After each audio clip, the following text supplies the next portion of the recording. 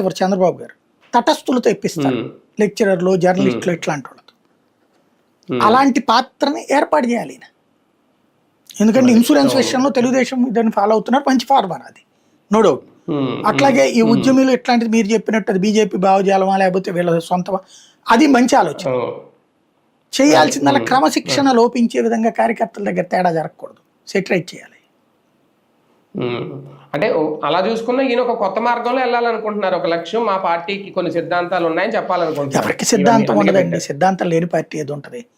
కాకపోతే నీ సిద్ధాంతం ఏంటి అన్నట్టు ఈ తరహా సిద్ధాంతం నేను అనేది, సిద్ధాంతాలు అనేటటువంటిది రాద్ధాంతం కాకూడదు.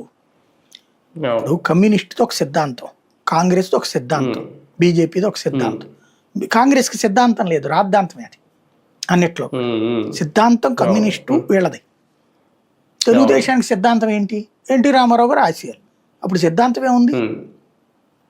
ఇదైనా అంతే కదా బేసిక్గా. అదే కదా రైట్.